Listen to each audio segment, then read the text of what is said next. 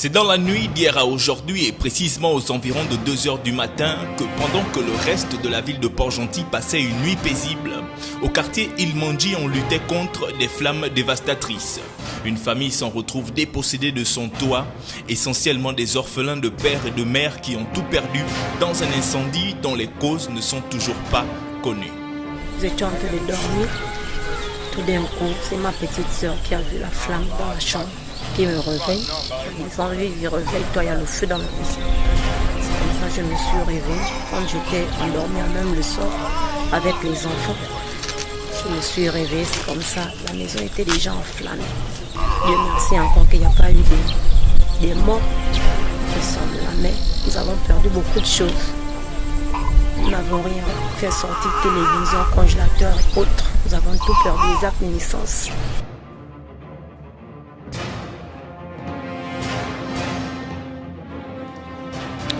Ça se précise désormais, voilà enfin divulgué les visages des 12 évadés de la prison centrale de Port-Gentil, 6 au château. 4 d'entre eux ont déjà été appréhendés par les forces de l'ordre en fonction dans la ville du Sable.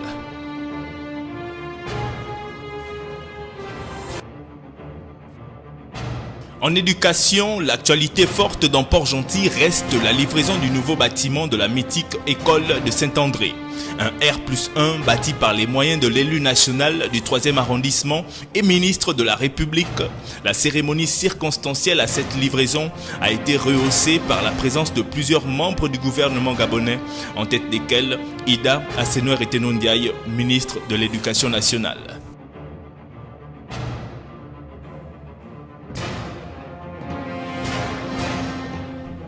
Toujours en rapport avec ce nouveau bâtiment R+1 de l'école Saint-André, Gabriel Ntchango a pendant cette cérémonie pu bénéficier d'une reconnaissance spirituelle, religieuse et populaire à nul autre pareil. Les clés de ce bâtiment qui ne sera pas le dernier sont désormais entre les mains des responsables de l'éducation nationale.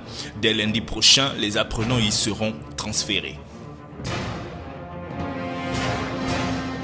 Le président de la République a pris part au forum franco-africain pour une croissance partagée organisé le 6 février dernier à Bercy, Paris.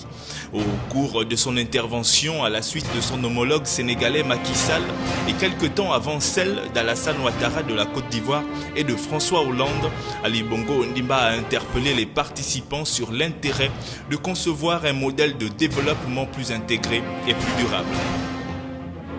S'il s'est montré peu surpris et moyennement satisfait de la récente annulation de l'arrêté portant dissolution de l'Union nationale, Zachary Miboto a réitéré son appréciation de la politique menée par le pouvoir actuel. L'Union nationale a été réhabilitée et c'est tant mieux, a-t-il lancé en guise de commentaire, justifiant cette réhabilitation par le combat multiforme sur le plan national et international mené durant de nombreux mois.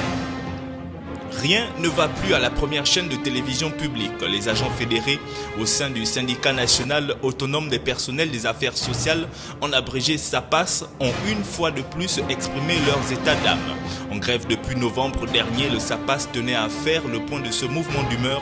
Malheureusement, l'accès au siège de Gabon Télévision lui a été interdit par des éléments des forces de l'ordre. Une décision vertement critiquée par les syndicalistes.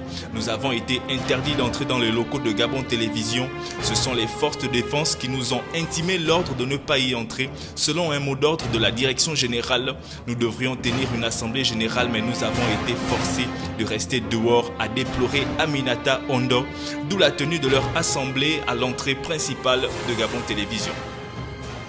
Le développement de tous ces titres dans notre principale édition d'information, toujours sur les programmes de la radio-télévision Canal Delta.